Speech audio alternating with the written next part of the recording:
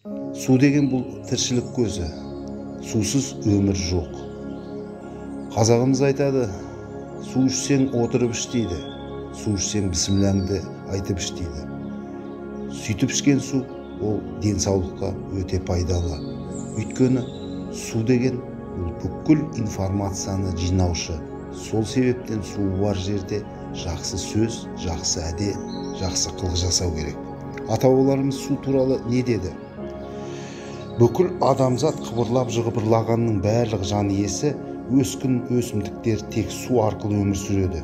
Жер анаға теңеген халқымыз суды да ертеде су ана деп қастерлеген.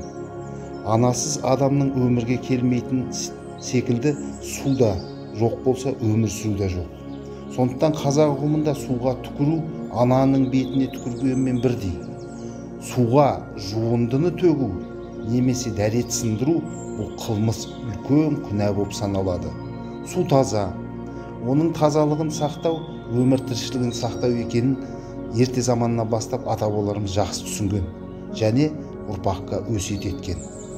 Таза болсаң судай бол, бәрін жуып кетірген. Сулы жер, нулы жер, бұлақты жер, тұрақты жер, толысып аққан дария, мейірбанды қария. Бұлағы болмаса өзен де сарқылар. Жылай-жылай құдық қазсаң, күле-күле су ішесің деген мақалдар бар. Су ішкен құдығыңа түкірме деп тыйым айтады. Сумен ойнама, батарсың деп сақтандырады.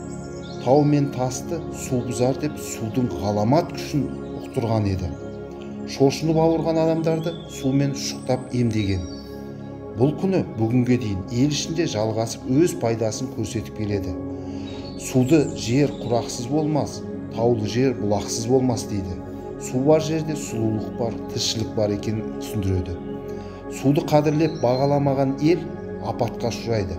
Азапқа ұшырайтын тіршілік тәжірибелері адамға көрсетіп ақ келеді. Судың да сұрауы бар, аққан судың да тоқтауы бар деп халық көрегендікпен айтқан.